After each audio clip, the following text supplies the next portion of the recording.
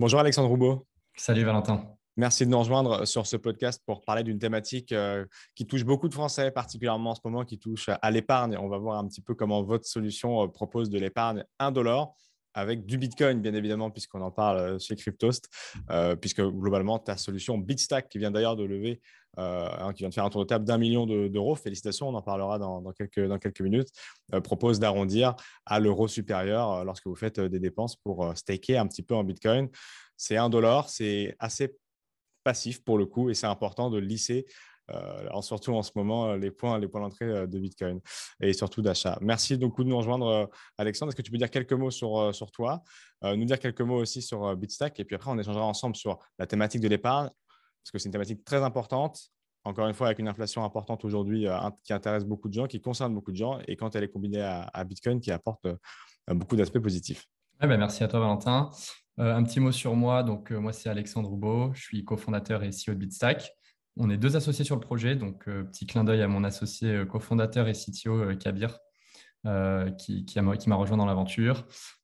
Pour la petite peut-être introduction qui sera pertinente pour l'audience, je reviens du Canada. 7 longues années au Canada, à l'université de McGill. Ensuite, j'ai bossé là-bas.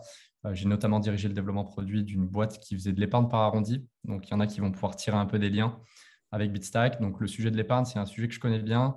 Tout ce qui est cadre réglementaire au Canada et en France, puisque Moka était une solution qu'on avait. Donc, cette boîte s'appelait Moka, qu'on avait lancée au Canada, qu'on avait lancée aussi en France. Et ensuite, fin d'année 2020, pour garder ça court, on a lancé Bitstack avec Kabir pour continuer en fait cette mission que moi j'avais lancée dans cette société qui était celle de l'épargne pour les jeunes et d'aider les jeunes à épargner de manière indolore justement, notamment avec ce concept de l'arrondi, mais de rapporter au sujet de l'épargne la proposition de valeur de Bitcoin et je pense qu'on va avoir l'occasion d'en parler, mais principalement avec sa rareté ultime, les 21 millions de Bitcoin, le contexte macro et donc une fois qu'on se met à épargner, la question vient qu'est-ce qu'on fait de son épargne et donc de rapporter en fait ce qui est pour nous la deuxième moitié de l'équation, l'épargne en Bitcoin. Et l'épargne des Français, on l'a vu dans de nombreux sujets et études, a explosé depuis la crise sanitaire. Elle est aujourd'hui à des niveaux assez importants, si ce n'est presque inégalés chez certaines classes sociales. C'est super important l'épargne, on le sait.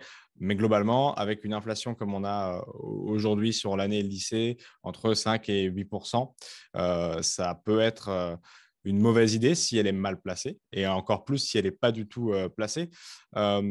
L'épargne indolore, est-ce que tu peux juste nous repréciser ce que c'est? Parce que c'est vrai que ce n'est pas une solution qu'on connaît forcément beaucoup. Soit on fait l'effort de se renseigner, de placer sur différents livrets, on verra l'impact que chacun a.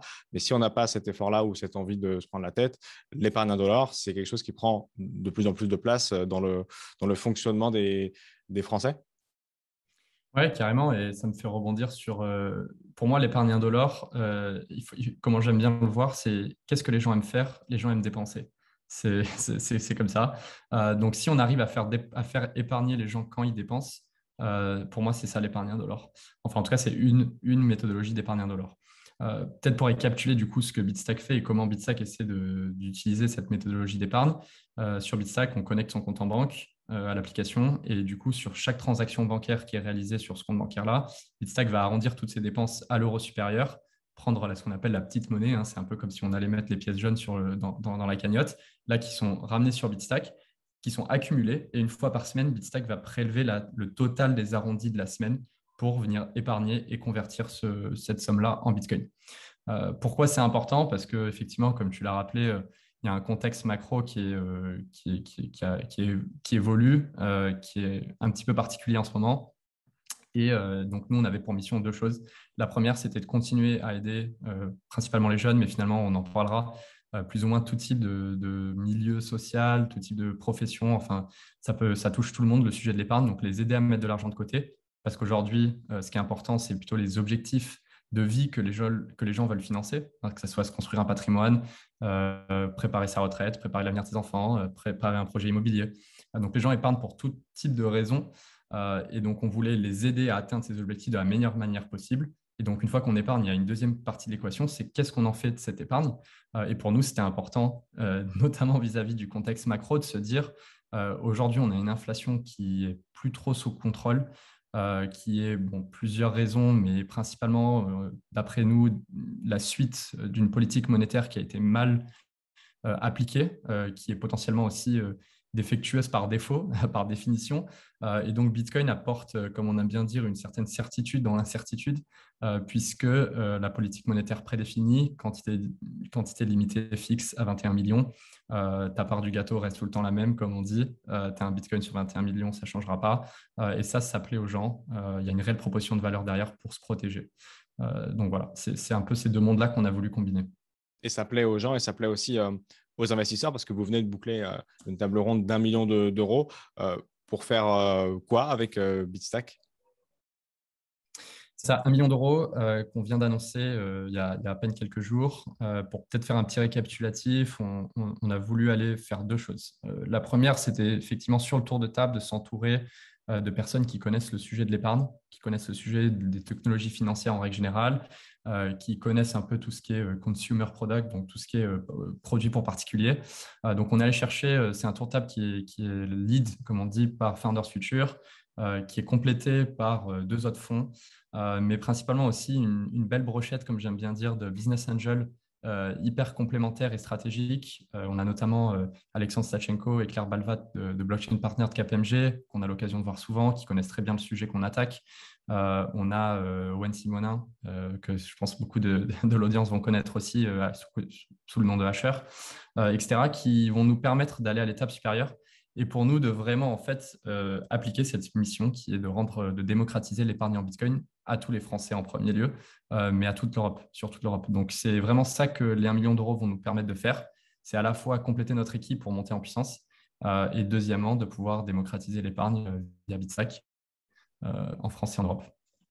Sur ce choix justement d'avoir, on l'a compris, rajouter Bitcoin sur cette structure d'épargne, tu nous disais que tu avais un antécédent lié à l'épargne 1 $, mais ta vision sur Bitcoin, elle date de quand et pourquoi elle t'a poussé à combiner justement cette vision que tu avais déjà dans ton entreprise d'avant et cette volonté de Bitcoin de préserver le capital. C'est comme ça que beaucoup le voient aujourd'hui et comment tu as combiné les deux?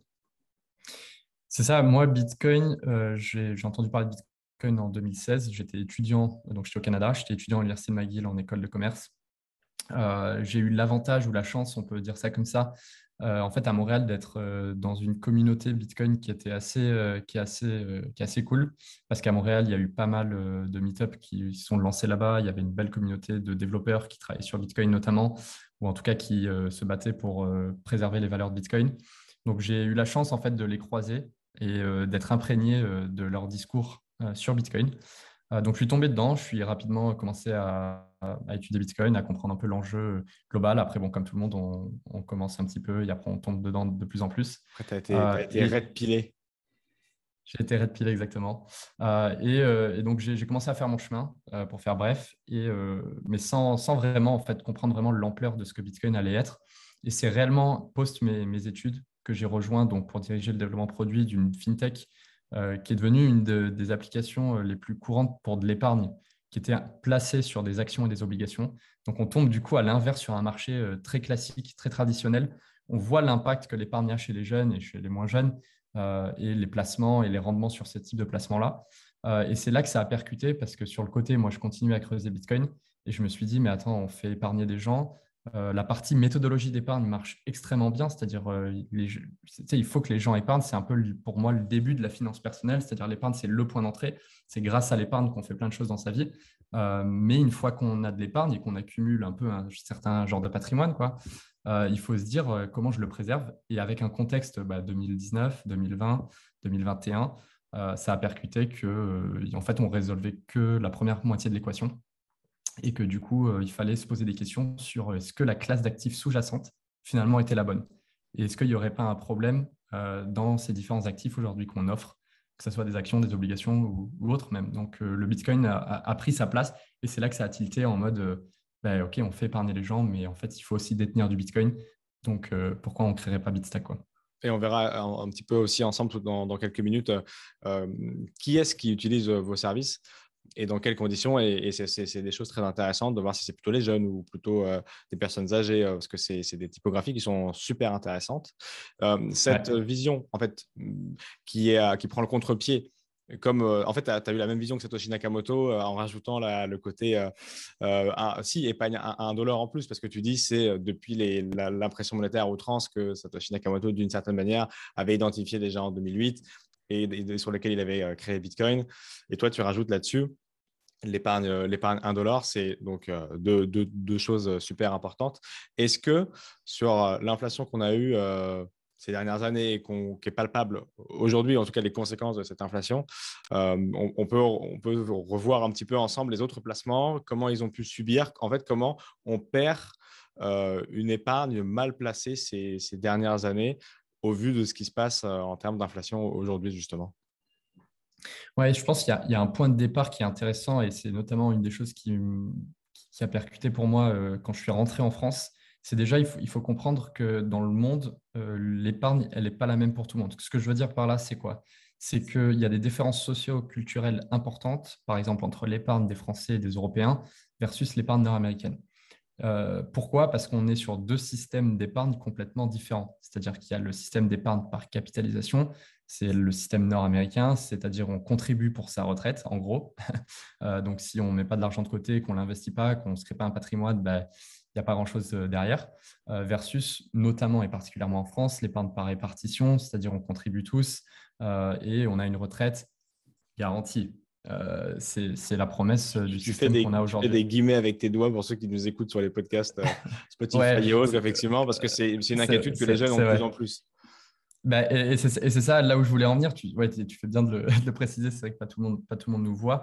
Je faisais des guillemets parce que je pense qu'on arrive à un point dans le temps où on se pose de plus en plus de questions. On voit, ben, comme Satoshi Nakamoto le dit lui-même, je ne sais plus si c'est dans un forum ou autre, que ben, la confiance qu'on a mis dans le système, enfin voilà, tout repose sur la confiance qu'on en a mis dans le système. Et cette confiance, elle a été enfin, défectueuse tellement de fois. On ne l'a pas eu à plein de moments dans l'histoire. Et donc, les jeunes, je pense, parce qu'on est un peu à un moment un peu qui va complètement switcher, où ben ouais, notre retraite, elle ne sera pas forcément garantie. Et pourtant, on est sur un système qui continue à fonctionner comme ça. Donc, pour nous, chez Bitstack, c'était de se dire, OK, Bitcoin a déjà ces propriétés uniques qui sont super intéressantes. Bitcoin doit prendre sa place au sein de l'épargne des Français. Mais ce que nous, on résout avec Bitcoin, parce que Bitcoin, c'est déjà très bien comme c'est plutôt comment on accède à Bitcoin. C'est comment on vient positionner Bitcoin au sein de l'épargne des Français. C'est un peu le pont, si tu veux, entre ce que les Français font déjà, leur quotidien, le quotidien des Français et Bitcoin. Et donc là, ce qu'on s'est dit, c'est OK, aujourd'hui, il y a plein de personnes qui épargnent. Et pour faire le tour, c'est quoi? En France, c'est 82% de livret A pour les 18-35 ans. Le livret A qui, pour rappel, rapporte 0,5%, qui récemment a été augmenté à 1%. Waouh, on est super content avec une inflation qui est, à mon avis, au moins x5, mais bon, chacun a sa perception là-dessus.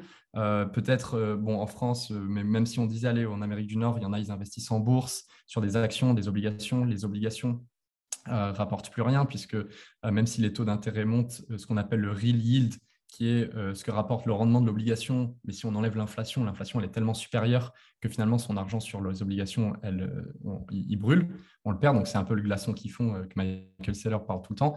Pareil pour le cash, bon, ben là c'est évident on va dire. Et puis les actions qui, on peut le voir, ont une volatilité extrême en ce moment, notamment parce que la Fed annonce différentes choses, les taux d'intérêt qui montent, les taux d'intérêt qui descendaient, les actions montent, les taux d'intérêt qui remontent, les actions qui descendent, puis sur toutes les actions, il faut savoir qu'elles ont un premium, ce qu'on appelle un premium monétaire, puisque finalement, comme les gens cherchaient constamment à contrer cette inflation croissante, énormément de capital était alloué aux actions. Et finalement, si tu veux, ça ne justifiait plus. C'est pas comme si les boîtes faisaient 20% de profit tous les ans en plus. C'était très Pourtant, l'action décorrélé. prenait 20%. C'est très décorrélé. Donc, on arrive à un moment, peut-être pour conclure ce point-là, où les gens se posent des questions, se disent, OK, le livret A, mon glaçon, ils font, mon argent fond. Finalement, en France, de toute façon, on ne fait pas grand-chose d'autre que le livret A, donc ça s'arrête là pour les Français.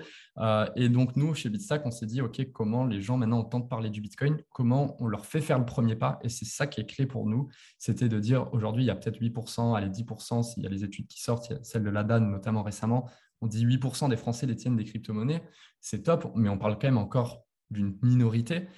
Pourtant, il y en a 37%, et nous, on pense plus, qui veulent faire le premier pas. Et on s'est dit, mais comment on fait, on accélère ça? Comment est-ce qu'on fait que ces 37% de Français, demain, se mettent à épargner en Bitcoin comme ils épargnent dans le livret A? Et donc, nous, ça avait trois choses clés. C'était comment rendre l'épargne ludique. Donc, on parle de l'épargne un peu avec je dépense, je sais que j'ai des bitcoins qui s'accumulent en parallèle, accessible à tous, notamment sur une simplicité d'utilisation, et indolore, parce que finalement, l'épargne, c'est, excusez-moi le mot, c'est un peu chiant, quoi. C'est-à-dire, qui a envie enfin, c'est dur, il faut se dire, j'ai envie de mettre de côté. La plupart des gens attendent la fin de mois parce que on a plein de dépenses et à la fin du mois, on se dit, ce qui me restera, je l'épargnerai, mais finalement, il reste plus jamais grand-chose parce que bon, il faut financer plein de choses, c'est normal. Donc, c'était ça, de rendre l'épargne en Bitcoin accessible, simple, ludique, indolore. Et c'est ça qu'on a construit sur l'application. Et c'est ça qui plaît, puisque aujourd'hui, on arrive à convaincre ces 37% de se dire, avec Bitstack, je fais le premier pas. Je me mets à acquérir mes premiers Bitcoins. Donc, c'est ça qui est important. Parce qu'effectivement, on peut se dire que mettre quelques centimes par-ci, par-là, ça peut servir à rien, mais bout à bout, Ouais, pendant les années, ça commence à faire un paquet de Satoshi. Donc, ouais, effectivement, c'est ça. c'est une vision très intéressante. Sur effectivement le sondage Adan et KPMG, que d'ailleurs, on a cofinancé avec Cryptos sur ces fameux 8%, on compare aussi ces chiffres-là à 4% des Français qui détiennent des actions en compte propre. Donc, on voit bien qu'en compte propre, c'est deux fois plus. Mais on ne peut pas avoir facilement des produits qui nous exposent à Bitcoin, si ce n'est en l'achetant ou en passant par vos solutions. Les assurances vie, est-ce que c'est quelque chose qui est vraiment beaucoup utilisé? Parce qu'effectivement, là, tu citais des choses qui sont en dessous de l'inflation, qui détruisent l'épargne. Encore une fois, alors, je pense que ça sera excessif de dire que en 50 ans, en 10 ans, on perd la moitié de ses économies au vu de l'inflation actuelle, parce que j'espère qu'elle ne durera pas, mais par contre, elle s'érode, ça c'est certain. Par rapport justement aux produits d'assurance vie, est-ce qu'on peut faire un petit topo de là où on en est par rapport à des solutions comme Bitcoin sur les 10 dernières années, puisque Bitcoin existe depuis un peu plus de 10 ans? Ouais, carrément. Et pour rappel, si je ne me trompe pas dans mes chiffres, on avait écrit un article de blog sur Bitstack, mais je ne sais plus, je crois que c'est plus de 200 milliards d'épargne pour les Français en 2020. Enfin, c'était suite au Covid, on a doublé depuis 2019. Mais ce qui était intéressant, c'est je m'étais plongé un peu sur le sujet. J'avais regardé, OK, où est-ce qu'elle va cette épargne? On parle du livret A, mais bon, il y a aussi d'autres produits, comme tu l'as dit. Mais c'est quand même plus de 60% de l'épargne qui va sur presque ce qu'on appelle des dépôts bancaires. En fait, on parle de compte chèque, compte épargne. Dans le compte épargne, même si on dit PEL, PEA et autres, on est sur principalement des comptes à intérêt faible. Bon, l'assurance vie, c'est un peu différent. On peut y mettre différents types de produits dedans. Enfin, il y a plein de véhicules. Parfois, on confond produits financiers et véhicules d'investissement parce qu'il y a pas mal de véhicules. On peut choisir ce qu'on met dedans. Mais en tout cas, il y a plus de 60% de l'épargne. Donc, allez, on va dire 100 et quelques milliards qui va directement, qui est directement le glaçon qu'ils font, quoi. C'est directement, c'est placé, l'intérêt est faible et donc on est soumis à l'inflation. Enfin, on est victime, entre guillemets, si on peut dire ça, de l'inflation. Bitstack, comment ça compare avec le Bitcoin? Nous, on s'est amusé à faire un simulateur sur notre site et de dire, voilà, si vous utilisez Bitstack et que vous mettez le montant de votre choix, 10 euros, 5 euros, 20 euros, 50 euros, 100 euros, sur toutes les semaines, tous les mois ou tous les jours, pendant 3, 5, 10 ans, qu'est-ce que ça donne? Et c'est là qu'on peut réellement voir l'impact, pas seulement du Bitcoin, mais de l'achat récurrent et du lissage du risque avec différents points d'entrée, puisqu'on vient mettre de l'argent toutes les semaines, sur un actif comme Bitcoin. Et là, on voit réellement une valorisation de son épargne. Et c'est ça qui est intéressant.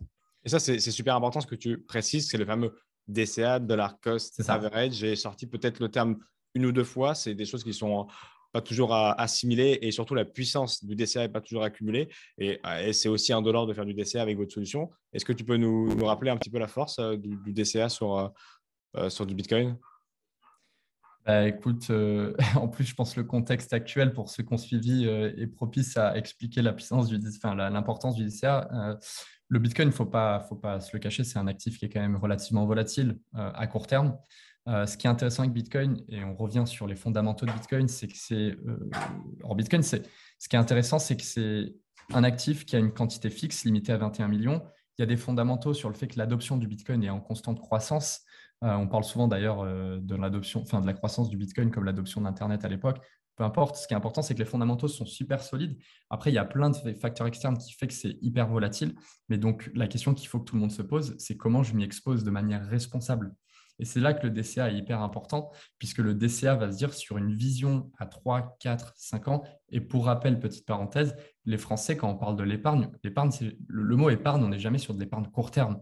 Quand on parle de différents objectifs de vie, je les ai rappelés. Le numéro 1 en France, c'est autre se construire un patrimoine, c'est un projet immobilier. Les gens épargnent pour à peu près plus de 4 ans, surtout les jeunes. Ils se disent, ben voilà, je vais épargner pour mon premier appartement ou mon premier projet immobilier. Là, sur 4 ans, quand on a cette vision-là, ben, j'invite tout le monde à regarder qu'est-ce qui se passe si je faisais du DCA sur Bitcoin toutes les semaines pendant 4 ans avec 10 euros, 25 euros, même de regarder ça.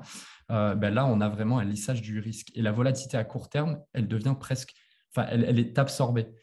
Et donc, sur un portefeuille, ça fait moins peur puisqu'on se dit, ben voilà, j'ai 25 euros qui achètent toutes les semaines, je ne regarde plus et finalement, je fais un check tous les 3 mois, tous les 6 mois, tous les ans. Et à la fin de 4 ans, on est bien content de la belle surprise puisque les fondamentaux de Bitcoin n'ont pas changé. De plus en plus de gens dans le monde entier découvrent Bitcoin, achètent du Bitcoin parce que ça leur apporte une proposition de valeur qui est d'ailleurs différente pour plein de personnes. Mais au final, Bitcoin est toujours là, quoi. Donc ça, c'est important pour le DCA que tout le monde comprenne l'importance, pourquoi c'est important de le faire pour épargner de manière responsable et pas faire un one-shot 1000 euros. Et après, bah là, si on l'avait fait il y a 3 semaines, par exemple, bah, on serait un peu déçu, quoi. On dirait qu'on a perdu un peu d'argent.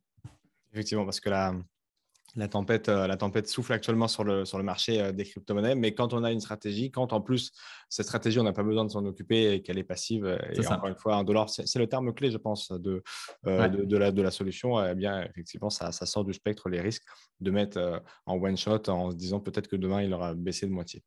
Euh, Et je ouais, rajoute un truc, Valentin, parce que juste tu dis comment on rattache l'indolore. Enfin, ce qui est intéressant, c'était justement, j'allais dire, comment rattacher l'indolore au dessert. Et en fait, l'arrondi, c'est peut-être pas évident, mais l'arrondi est une solution de dessert. En fait, c'est ça qui est intéressant, c'est que c'est à la fois indolore parce qu'on épargne en même temps qu'on dépense, mais c'est à la fois du dessert parce que l'arrondi, c'est des achats récurrents à chaque fois qu'on dépense.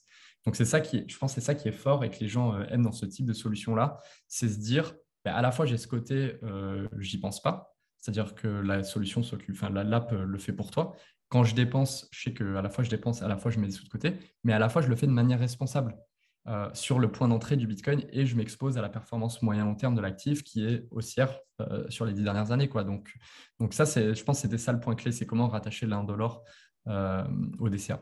exactement. Et justement, si on doit dresser un petit peu avec votre solution le portrait robot d'un utilisateur ou en tout cas du nombre de dépôts, parce qu'on le verra en toute fin d'échange, vous avez plusieurs autres possibilités. On n'est pas obligé de passer uniquement par cette possibilité $1, mais le portrait robot, ça serait quoi? Bah, écoute, alors il y a ce qu'on pensait être le portrait robot et il y a ce qu'on voit, et c'est là que c'est intéressant parce qu'en fait, le dénominateur commun de tous nos utilisateurs, et c'est ça qui nous anime en fait finalement chez Bitstack, c'est qu'on a réussi à convaincre des gens qui achètent du Bitcoin pour la première fois. Et combiné à mon deuxième point qui est, OK, ben, c'est qui ces gens qui achètent du Bitcoin la première fois? Ben, en fait, c'est juste ça le dénominateur commun parce qu'à l'inverse, on retrouve tout type de personnes. Sans rentrer dans les détails, mais on a des utilisateurs qui vont, bon, conformément à l'âge légal, 18 ans, c'est un peu le minimum, mais on a des utilisateurs qui vont jusqu'à 60 ans et plus. Et nous, c'est cool de voir que ça soit, en fait, on voit, en parlant à nos utilisateurs, on se rend compte qu'il y a des gens qui ont réussi à convaincre leurs parents, leurs cousins, leurs grands-parents à s'y mettre. Parce qu'en fait, tout le monde a entendu parler du Bitcoin, tout le monde a eu cette envie. Et avec le contexte macro, comme on disait tout à l'heure, les gens se posent des questions et se disent, OK, pourquoi pas? Je pense que la proposition de valeur de Bitcoin, elle est intéressante. Mais faire le premier pas, c'est compliqué, quoi. Il faut que j'aille ouvrir un compte sur une plateforme, il faut que je fasse un virement, il faut qu'après, je décide de quelle crypto-monnaie j'achète, à quel moment. Voilà, il y a plein de types de barrières que nous, on a identifiées. Et on s'est dit, ben voilà, comment on les enlève toutes. Et en fait, ça parle à tout le monde. Donc, c'est vrai que c'est un peu contre-intuitif. On dit, ben, c'est qui notre typologie type? À notre surprise, la typologie type, c'est le dénominateur commun. C'est tout le monde fait son premier achat avec Bitstack. Mais du coup, on est en mesure d'accompagner ces gens-là. Mais du coup, on retrouve des gens avec différents âges, différentes professions. On retrouve tous les secteurs qu'on peut retrouver en France, on les retrouve chez Bitstack, différents milieux sociaux, pardon. Et on retrouve tout ça. Donc vraiment, c'est le dénominateur commun qui nous anime. C'est comment on onboard des gens qui auraient pas accédé au Bitcoin avant, quoi. Mais effectivement, sur les sondages ou sur les plateformes, on voit que tout ce qui vont être trading ou autre, c'est davantage évidemment Ouais, les jeunes qui sont concernés. Vous avez un spectre beaucoup plus large parce qu'on n'est pas là aussi c'est ça. sur cette gestion active. Ouais, c'est ça. Bitstack, il n'y a aucune connaissance d'investissement requise, quoi. Pour rappeler, enfin, tu sais, si on devait mapper les différentes étapes pour accéder à Bitstack, tu télécharges l'app, tu crées un compte. Tu vérifies ton identité conformément à la réglementation européenne, et, enfin française et bientôt européenne, et tu connectes ton compte en banque. Et c'est plus ou moins tout. À chaque fois, je m'arrête là un peu moi-même surpris, parce qu'en fait, il n'y a plus rien d'autre à faire. Une fois que tu as connecté ton compte en banque, tu sais, je fais le convaincu moi-même, mais une fois que tu connectes ton compte en banque, en fait, tu n'as réellement plus rien à faire. Tu actives l'arrondi, quoi. Tu actives l'arrondi et après, tu vas vivre ta vie comme nous on dit. Tu vas dépenser, tu fais tes courses, tu vas acheter ton croissant, ton café, et après, tu checkes l'app. Tu as ta petite notification qui tombe et qui te dit, ben voilà, tu as épargné tant de Bitcoin pour tant d'euros. Et ça, c'est assez fort, on trouve. Et enfin, les retours des utilisateurs sont assez positifs parce que ils nous disent tous, ben ouais, en fait, je l'active et je fais autre chose, quoi. Tu vois, c'est un peu en anglais, on dit le set it and forget it. C'est je le mets en place et j'oublie, quoi. Et ça, c'est ce qui plaît. Et justement, dans cette solution, on peut aussi rajouter chaque mois une portion en vrai DCA, entre guillemets, de quelques dizaines, centaines d'euros supplémentaires si on veut accompagner cette épargne 1 $ que vous faites en plus. C'est ça. En fait, il y a trois fonctionnalités clés, si on peut dire ça comme ça. Mais pourquoi enfin, la partie intéressante, c'est pourquoi l'arrondi, pour nous, c'est le point d'entrée. C'est-à-dire, encore une fois, comment est-ce qu'on arrive à convaincre des gens pour qui ça aurait pu paraître compliqué. L'arrondi, en fait, on n'a même pas besoin de déterminer le montant d'achat. C'est un peu, si on devait creuser le truc, c'est ça qui est intéressant, c'est qu'en fait, il y a vraiment plus de questions à se poser. Mais pour ceux qui ont une capacité d'épargne plus importante, parce que l'arrondi, pour rappel, ça c'est intéressant. On a fait une petite allusion. Tu le disais tout à l'heure, c'est impactant. On a les chiffres. Enfin, du coup, moi, je les avais de mon expérience précédente et on les a chez Bitstack. L'arrondi, c'est quand même entre 10 et 15 euros par semaine. Donc, c'est pas rien. Ça fait 40 à 60 euros par mois. Ça fait à peu près 600, si je ne me dis pas de bêtises, ça fait 600 et quelques euros par an. Mettez ça, du coup, dans le simulateur. Mettez 10-15 euros par semaine pendant 3 ans, 5 ans, 10 ans et on voit ce que ça donne. Mais du coup, effectivement, pour rappeler, ceux qui ont une capacité d'épargne plus importante que 10-15 euros par semaine, du coup, on va dire, peuvent se dire, moi, je vais aller 100 euros par mois. Tu vois, j'ai 100 euros de budget, je mets 100 euros par mois en plus. Donc, ils peuvent faire de l'achat récurrent classique, c'est toutes les semaines, toutes les 2 semaines ou tous les mois. Et on peut faire de l'achat ponctuel, puisque parfois on a envie, voilà, on a une capacité d'épargne qui vient de se débloquer, ou là on a envie d'acheter du Bitcoin pour plusieurs raisons. On peut faire de l'achat instantané ou ponctuel par carte en disant, là je vais acheter 100 euros de Bitcoin. Voilà. Et après, bon, je le rappelle du coup, parce que là on parle un peu des fonctionnalités, du coup je le dis, parce que c'est vrai qu'on nous pose souvent la question, et surtout sur cette typologie de clients, et c'était super important pour nous que l'épargne soit accessible à tout moment. Donc, ça veut dire quoi? Ça veut dire quand même qu'on a la possibilité de vendre une partie ou la totalité de son épargne qui est donc en Bitcoin pour récupérer des euros sur son compte bancaire. Donc, on vend les Bitcoins, on récupère des euros, on les renvoie sur le compte bancaire du client, ou on peut retirer ces Bitcoins. Ça, c'était très important pour nous, surtout pour moi, en fait, quand je construis l'Axontion, un peu aussi pour moi, même si je ne me considère pas forcément novice. Mais moi, je voulais une solution d'épargne un peu en continu aussi pour alimenter mon compte. Mais de pouvoir retirer ces bitcoins, c'était hyper important. Donc, tu peux retirer tes bitcoins si tu veux les sécuriser toi-même. Donc, c'est-à-dire celui qui veut littéralement rien avoir à gérer, il les laisse. Celui qui veut sécuriser soi-même ses bitcoins, il peut les retirer depuis l'application. Donc, en langage financier, ce n'est pas du Bitcoin papier, c'est des vrais Bitcoins que vous avez derrière. Et effectivement, on peut les retirer sur sa ledger pour ceux qui connaissent si on veut vraiment s'en assurer. Ouais, c'est important que tu le dises. On va pas, enfin voilà, on va pas. C'est important de dire que c'est pas sur toutes les plateformes qu'il y a réellement un Bitcoin derrière. Chez nous, s'il y a un Bitcoin, on détient un Bitcoin. C'est important. C'est vrai que c'est important quand même de démocratiser le concept parce que du coup, c'est un peu un truc nouveau par rapport au Bitcoin. Si on achète un Bitcoin chez Bitstack, on peut le récupérer derrière. Il suffit de l'envoyer et de voir ce que ça donne sur le réseau Bitcoin. Mais en gros, tu récupères un Bitcoin sur ton adresse. Et je suis allé du coup faire sur votre appli faire un petit peu la simulation que tu Ouais. disais. Donc, effectivement, vous avez un petit simulateur. Si j'avais mis 20 euros chaque semaine depuis 5 ans, j'aurais épargné donc 5 220. Mais avec la valorisation de Bitcoin, au jour actuel, on serait à l'heure actuelle à 22 000 euros grâce à ce prix lycée pour donner une idée. Donc, forcément, ça dépend du moment où vous allez rentrer, de combien et tout. Ça vous l'avez bien compris. Mais pour effectivement avoir une idée de la puissance combinée de ce dont on parle depuis Et, tout à l'heure. et malgré la chute, Et la chute malgré... récente. Donc, Ouais. tu vois, enfin non, mais c'est important de le dire parce que du coup, on peut se dire, ouais, mais là, si j'avais utilisé Bitstack, oui, si on avait utilisé Bitstack ou mis de l'argent sur le Bitcoin sur la dernière semaine, on est sur une tendance baissière. Mais comme tu dis, malgré la volatilité, si on le fait sur 3 ans, de l'épargne continue avec le DCA, comme on l'a dit tout à l'heure, on est sur de l'épargne responsable et là, on a une réelle valeur ajoutée. Donc, c'est là que c'est Exactement. intéressant. Alors là, j'avais mis le simulateur sur 5, mais effectivement, c'est Ouais, la, sur c'est la 5 même ans, ouais. puissance.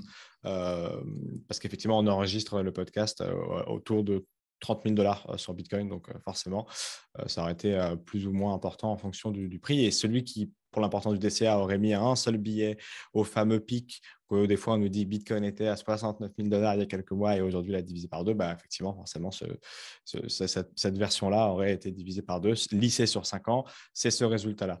Et c'est justement la force des deux choses que vous précisez là. Sur la roadmap peut-être de Bitstack, puisqu'on a vu les différentes verticales et les différents produits que vous proposez, et qu'est-ce que vous allez prévoir de nouveau ou qu'est-ce que vous allez nous réserver en plus de ce que tu as déjà annoncé et en plus des options que tu as déjà évoquées aussi avec cette levée de fonds? Le premier objectif pour nous, c'était l'épargne. Donc, enfin, en fait, le point d'entrée. C'est-à-dire, même pas l'épargne et le support d'épargne, mais la méthodologie d'épargne. Donc, on a parlé de l'arrondi, on a parlé du récurrent. Donc là, c'est un sujet qu'on va continuer de pousser, de dire ben, comment est-ce qu'on peut permettre à différentes personnes d'épargner à son rythme. Et c'est ça qui est important, c'est l'arrondi, c'est une façon qui est un peu personnalisée parce que c'est directement corrélé à ton quotidien, quoi, à ton niveau de dépense. Le récurrent te permet de personnaliser un peu de manière un peu simple, on va dire, mais pourquoi pas potentiellement avoir d'autres façons d'épargner qui peuvent être adossées à différents styles de vie ou différentes méthodologies d'épargne. Donc ça, c'est un sujet qu'on va continuer de pousser, c'est le premier sujet qu'on a attaqué. Ce qui est assez fort, c'est que nous, on se pose tout le temps la question chez Bitstack de se dire comment est-ce qu'on peut exposer encore plus de personnes au Bitcoin. Et je vais laisser avec un petit clin d'œil parce qu'on ne peut pas vraiment rentrer dans les détails. Mais il n'y a pas plus. Avec l'arrondi, on pourrait se dire, ou le récurrent, ben, OK, il faut quand même que je convertisse des euros en Bitcoin. Donc on s'est dit, OK, c'est quoi la prochaine étape? Pourquoi pas, qui dirait non si le Bitcoin il est gratuit, quoi, si on te le donne? Donc potentiellement, on regarde tout ce qui est solution de cashback. Voilà. C'est un peu le sujet. C'est des produits et des services qu'on retrouve dans la finance. Enfin voilà, il y a plein de solutions aujourd'hui qui font du cashback. C'était pas très connu en France, hein, pour la petite info, il y a quelques années et encore pas très aujourd'hui, mais de plus en plus. Mais pourquoi pas du cashback en Bitcoin, j'ai envie de dire. Donc ça, c'est la première chose. Et la deuxième chose, ça va être un peu vague, mais ça donne une idée en fait, des questions qu'on se pose chez Bitstack. C'est-à-dire qu'il y a plein aujourd'hui de produits et de services financiers qu'on retrouve dans le système traditionnel, que ce soit des produits d'épargne, des prêts bancaires ou des emprunts, des solutions de paiement, etc. Et rapporter tout ça dans le monde de Bitcoin, dans l'écosystème de Bitcoin, c'est un sujet qu'on trouve ultra intéressant. Donc en fait, on est en train de développer une suite de services et de produits financiers. Tu vois, on parlait de l'épargne, du cashback, pourquoi pas d'autres choses qui vont tourner autour du Bitcoin et en fait essayer de permettre à un maximum de personnes de tirer valeur de toutes les caractéristiques uniques finalement du Bitcoin, que ce soit côté paiement, côté réserve de valeur, épargne, protection de l'épargne ou autre. Vous n'allez pas vous arrêter là pour essayer de faire grossir ce 8% des Français qui détiennent, C'est des ça. crypto-monnaies. C'est passionnant. Et justement, pour finir sur la présentation de Bitstack, peut-être quelques mots aussi sur la politique des frais sur la plateforme. Ouais, la petite particularité en ce moment, en tout cas, ça fait un peu le sales pitch, mais en tout cas, il y a 0% de frais durant toute la période de la bêta. Euh, du coup, pour la petite parenthèse, pourquoi on fait ça? Parce que nous, aujourd'hui, on est en bêta et en fait, on veut avoir un maximum de retour sur l'expérience. Nous, on est on se concentre vachement sur le produit. On veut créer la meilleure expérience possible. Donc, c'est un peu le contrepartie. C'est donnez-nous vos retours utilisateurs, votre feedback qui est ultra important pour notre équipe. Et pour l'instant, il y a 0% de frais. Notre objectif, c'est bien évidemment de fournir les frais les plus faibles. Bon, rien n'est gratuit, comme on le sait, donc il faut à la fois être aussi transparent sur les frais. Donc, à la sortie officielle de l'app, sur les App Store, qui est d'ailleurs prévu pour courant de cet été, on va facturer 1,99% sur tous les ordres d'achat et de vente. Donc, pour que ça soit encore plus concret pour les gens, si on achète 100 euros de Bitcoin, on paye 1,99 euros de frais. Voilà. Donc, ça, c'est les frais aujourd'hui de 0% sur la bêta et 1,99% le jour de la sortie officielle de l'app. Et ceux qui veulent justement d'ores et déjà aller regarder un petit peu l'application, c'est sur votre site web, du coup, bitstack-app.com, que je mettrai bien évidemment en C'est ça. description. Et c'est déjà accessible pour le coup. Et est-ce qu'il y a de l'affiliation si les gens veulent partager l'application? Ouais, aujourd'hui, on a un programme de parrainage qui est en cours. Il évolue. Donc, on a des offres. Voilà, là, on a une offre en en ce moment. Il y en aura peut-être d'autres dans le futur où elles risquent de changer, enfin à voir. Mais aujourd'hui, on a une offre qui est en cours. Aujourd'hui, c'est 5 euros pour le parrainé, 5 euros pour le parrain.